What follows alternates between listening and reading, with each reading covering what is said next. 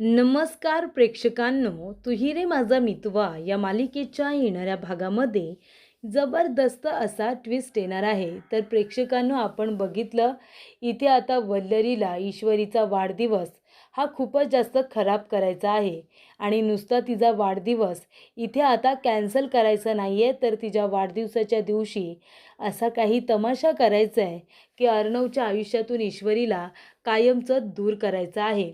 त्यामुळे वल्लरीने हुशारीने खूप मोठा प्लॅन तयार केलेला असतो. तर वल्लरीने इथे आता प्रत्येक वेळेला ईश्वरीची आई सुप्रिया आणि अर्णवचे वडील रमाकांत काका यांचे जे काही चुकीचे फोटो काढलेले असतात त्यांना अंधारात ठेवून ते फोटोज आता मुद्दामून वल्लरी ईश्वरीच्या नजरेच्या समोर आणण्याचा प्रयत्न करत असते. म्हणजे ईश्वरी जेव्हा आपल्या आईला एका वेगळ्या माणसाबरोबर बघेल तेव्हा ईश्वरीला खूपच जास्त राग येईल आणि ती काही ना काहीतरी तमाशा क्रिएट करेल.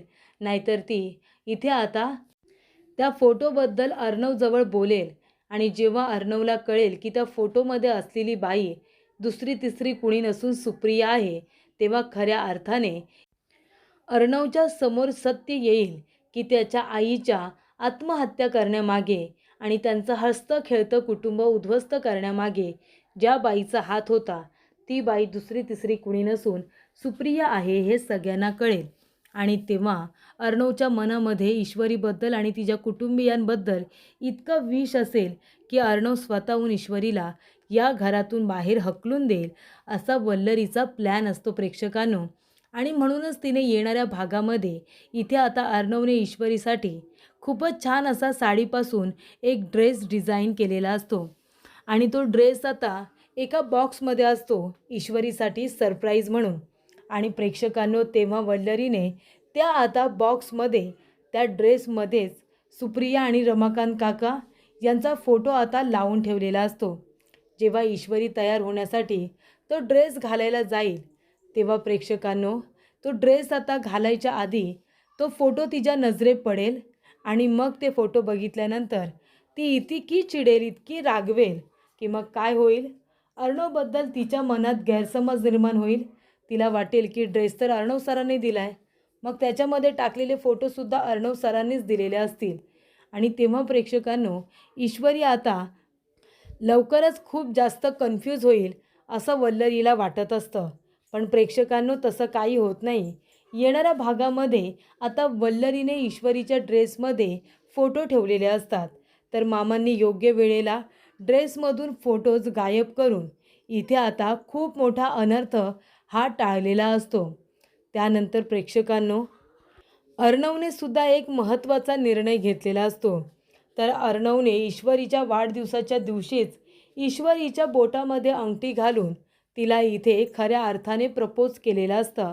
आपल्या प्रेमाची कबुली देऊन त्याने ईश्वरीबरोबर नवीन नात्याला सुरुवात करायचं ठरवलेलं असतं. तर प्रेक्षकांनो, येणाऱ्या भागामध्ये कशा पद्धतीने या गोष्टी पुढे घडत जात आहेत आपण सविस्तरपणे बघूया. तर प्रेक्षकांनो, आपण बघितलं इथे आता अर्णवने वाढदिवसाची जय्यत तयारी सुरू केलेली असते. तो आता थोड्या वेळासाठी बाहेर गेलेला असतो कारण त्याला ईश्वरीचा ड्रेस त्याला हवा तसा डिझाईन करून आणायचा असतो, म्हणून तो आता बाहेर गेलेला असतो. त्याचबरोबर प्रेक्षकांनो, इथे आता अंजलीने सुद्धा ईश्वरीला विचारलेलं असतं की उद्या तुला काही कामं आहेत का, उद्या तू जर फ्री असशील तर माझ्याबरोबर तू डॉक्टरांकडे येशील का सोनोग्राफी करण्यासाठी. तेव्हा प्रेक्षकांनो, इथे आता ईश्वरी म्हणत असते की अरे देवा, उद्या तर मला अर्णव सरांना सरप्राईज द्यायचं होतं, पण जाऊ दे, सरप्राईज मी त्यांना नंतर कधीतरी देईन. आधी ताईंबरोबर हॉस्पिटलला जाणं जास्त महत्त्वाचं आहे, ते सुद्धा सोनोग्राफीसाठी. तेव्हा प्रेक्षकांनो, ईश्वरी म्हणते ठीक आहे, मी तुमच्याबरोबर यायला तयार आहे, उद्या आपण दोघीजणी सोनोग्राफीसाठी जाऊया. तेव्हा प्रेक्षकांनो, इथे आता अंजलीला खूप आनंद होतो. तर इथे अर्णवने ईश्वरीसाठी सगळी तयारी उत्तम करून ठेवलेली असते. आणि तेव्हा ईश्वरीसाठी आता सरप्राईज तयार होत असताना ईश्वरी रूममध्ये नको आहे ना, म्हणूनच प्रेक्षकांनो, इथे अर्णवने ईश्वरीला बाहेर पाठवण्याचा सुद्धा प्लॅन तयार केलेला असतो. तर अंजलीला आता सोनोग्राफीसाठी तयार केलेली असते.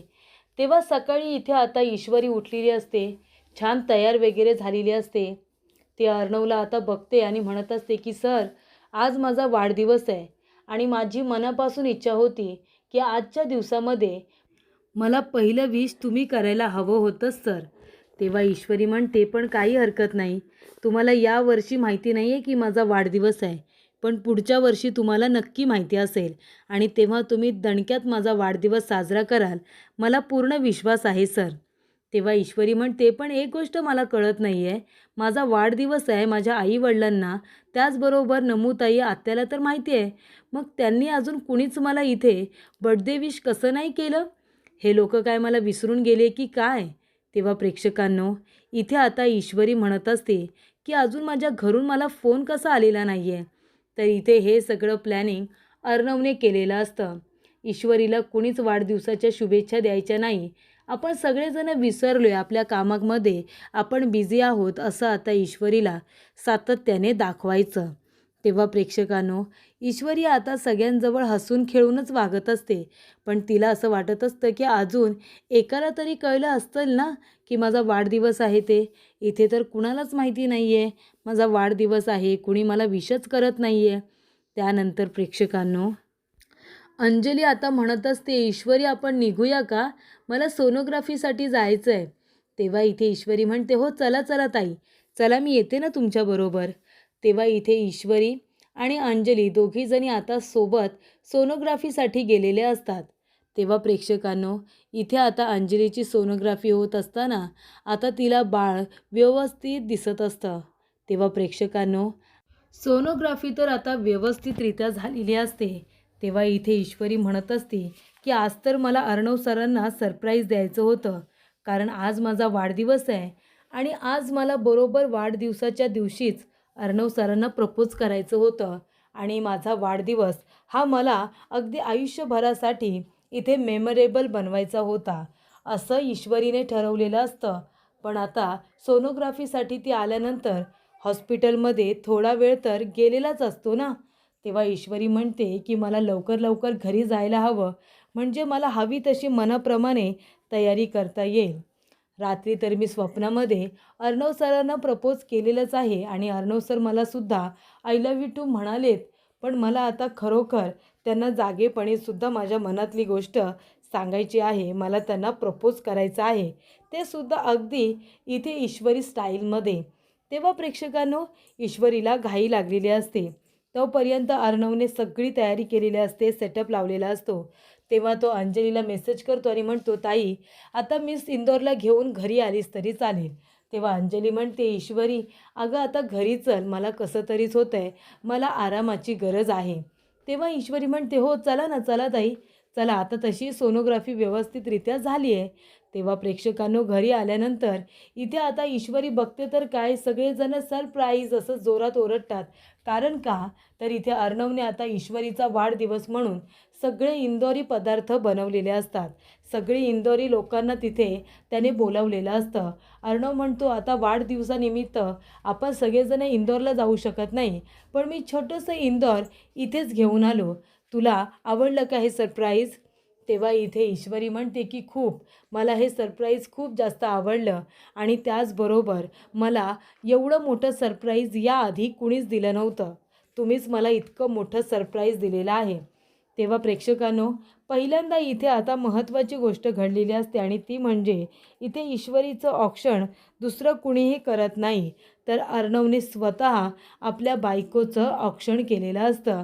आणि तेव्हा प्रेक्षकांनो, ईश्वरीला फार आनंद झालेला असतो. ईश्वरी म्हणते, सर तुम्ही दिलेलं हे सरप्राईज मला खूप खूप आवडलं, खरं सांगते. तेव्हा अर्णव म्हणतो, हो ना, पण आता एवढंच बाकी नाही आहे. रूममध्ये जा आणि तुझ्यासाठी अजून एक सरप्राईज आहे, ते घाल आणि मग तू इथे ये. तेव्हा प्रेक्षकांनो, इथे आता ईश्वरी म्हणते की माझ्यासाठी तुम्ही साडी आणली आहेत का? तेव्हा अर्णव म्हणतो, ते मी सांगणार नाही.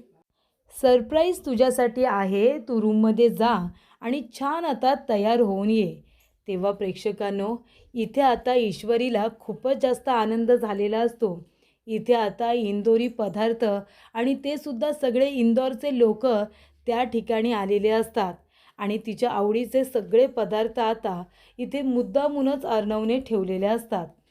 ईश्वरीचा आनंद गगनात मावेनासा झालेला असतो आणि इथे आता अर्णवने साडीपासून खूपच छान असा ड्रेस डिझाईन केलेला असतो आणि तो आता रूममध्ये एका बॉक्समध्ये ठेवलेला असतो. तेव्हा ईश्वरी रूममध्ये जाते आणि तो ड्रेस आता बघते तेव्हा तिला तो ड्रेस खूपच जास्त आवडतो. अर्णवने तिच्यासाठी किती मेहनत घेतली ही गोष्ट आता जेव्हा ईश्वरीच्या लक्षात येते, तिच्या डोळ्यातून आनंदाने अश्रूच आलेले असतात. तेव्हा लगेचच तो ड्रेस घालून ती आता तयार झालेली असते. तेव्हा प्रेक्षकांनो, इथे ईश्वरी आता छान नटून सजून तयार झालेली असते. खूप सुंदर दिसत असते. सगळेजण तिच्याकडे बघत बसतील इतकी सुंदर दिसत असते. तेव्हा इथे ईश्वरी तयार होऊन आल्यानंतर आता तिची रॉयल एंट्री पार्टीमध्ये झालेली असते. सगळेजण तिच्याकडे बघत बसतात आणि तेव्हा प्रेक्षकांनो, इथे आता सगळेजण बघत बसताना वल्लरी म्हणत असते, हे काय? मी तर ह्या ड्रेसमध्ये आता सुप्रिया आणि रमाकांत या दोघांचे फोटोज ठेवले होते. ही ईश्वरी तयार होऊन आलीसुद्धा. वल्लरीला वाटत असतं की त्या बॉक्समध्ये, साडीच्या बॉक्समध्ये तिने सुप्रिया आणि रमाकांत काकांचे फोटोज ठेवलेले असतात. ते फोटो बघितल्यानंतर ईश्वरी काही तयार होणारच नाही आणि ती खाली आल्यानंतर खूप मोठा तमाशा होईल असं वल्लरीला वाटलेलं असतं. पण तसं काही होत नाही. ईश्वरी आता डिझायनर ड्रेस घालून सगळ्यांच्या समोर खाली आलेली असते आणि खुश असते. तेव्हा इथे वल्लरी म्हणते की ते फोटो गायब कुठे झाले? त्या ईश्वरीला आत्तासुद्धा फोटो कसे काय नाही मिळाले? मी तर अर्णवने तिला गिफ्ट केलेल्या ड्रेसमध्ये अगदी मधोमध 2-3 फोटोज ठेवले होते. ते फोटो गायब कसे काय झाले? तेव्हा इथे वल्लरी ईश्वरीच्या रूममध्ये जाते आणि ते फोटो आता शोधत असते. तेव्हा प्रेक्षकांनो, मामा म्हणत असतात की वल्लरी काय शोधतेस तू? तेव्हा वल्लरी पटकन म्हणते, अहो ते फोटो सापडत नाही आहेत. तेव्हा ईश्वरी आता खाली गेलेली असते. मामा म्हणतात, कुठले? हे फोटो का? तेव्हा आता मामांनी ते फोटो वल्लरीला दाखवलेले असतात आणि मामा म्हणतात, का का करतेस तू हे सगळं? अर्णवच्या चेहऱ्यावरती जे स्माईल आहे ते तुला घालवायचं आहे का? पण मी मामा म्हणून ते कधीही होऊ देणार नाही. हे फोटो तूच काढले आहेस ना? तूच त्या मुलीला फसवलं होतंस आणि ती मुलगी दुसरी तिसरी कुणी नसून ईश्वरीची आई निघाली हे मलासुद्धा कळलं आहे. आणि आता हे फोटो ईश्वरीच्या समोर आणून तुला त्यांच्यामध्ये भांडण लावायचं आहे. त्यांचा सुखाचा चाललेला संसार तुला मोडायचा आहे. पण मी मामा जिवंत असेपर्यंत असं होऊ देणार नाही. मी माझ्या अर्णवच्या आयुष्यात आलेलं सुख असं कुणालाही हिरावून घेऊ देणार नाही. आधीसुद्धा तू त्यांना पोरकं केलं होतंस आणि आता अर्णवच्या आयुष्यामध्ये इतक्या वर्षानंतर जो आनंद आला आहे ईश्वरीच्या रूपात, तो सुद्धा तुला आता हिरावून घ्यायचा आहे. मी नाही होऊ देणार ते. ते फोटो मीच गायब केले आणि आता इथे मामा ते फोटो फाडून टाकतात. पूर्णपणे त्याचे तुकडे तुकडे करतात आणि म्हणतात, काही झालं तरीसुद्धा हे फोटो ईश्वरीला दिसणार नाही. आणि जेव्हा तू हे फोटो तिला दाखवण्याचा प्रयत्न करशील तेव्हा तू त्यांच्याबरोबर हे सगळं घडून आणलं होतंस, हा तुझा प्लॅन होता, हे सांगायला मला वेळ लागणार नाही, असं मामा आता वल्लरीला सांगतात. तर योग्य वेळेवरती मामांनी त्या ड्रेसमधून आता सुप्रिया आणि रमाकांत काकांचे फोटो गायब करून इथे आता खूप मोठा अनर्थ होण्यापासून टाळलेला असतो. तर इथे आता ईश्वरी खाली आलेली असते. तेव्हा ईश्वरीचं संपूर्ण कुटुंब तिथे येतं. वल्लरी आता रूममध्ये लपून बसलेली असते. ती काही बाहेर येतच नाही. तेव्हा प्रेक्षकांनो, इथे आता वाढदिवसाला मी बाहेर येणार नाही तिने स्पष्टपणे सांगितलेलं असतं. ईश्वरीची आई, तिचे वडील, नमू आणि त्याचबरोबर जयू आत्या सगळेजण आलेले असतात. तेव्हा इथे ईश्वरीला खूप मोठं सरप्राईज दिलेलं असतं त्यांना तिथे बोलावून. तेव्हा इथे अर्णवचं हे सगळं प्लॅनिंग होतं म्हणून आम्ही तुला विश केलं नाही असं सुप्रिया सांगते. तेव्हा प्रेक्षकांनो, अर्णव म्हणत असतो, मी सिंदूर, तुझ्यासाठी अजून एक सरप्राईज आहे. अर्णव आपल्या गुडघ्यावरती बसतो. तिला तो रिंग घालतो कारण त्याने तिच्या बोटामध्ये अंगठी घातलेली नसते. तेव्हा अर्णव तिच्या बोटामध्ये डायमंडची रिंग घालतो आणि तिला प्रेमाने प्रपोज करतो आणि म्हणतो, माझ्याबरोबर आयुष्यभर तुला तुझा हा वाढदिवस साजरा करायला आवडेल का? अगदी तुझा 100वा वाढदिवससुद्धा माझ्याबरोबर साजरा करशील?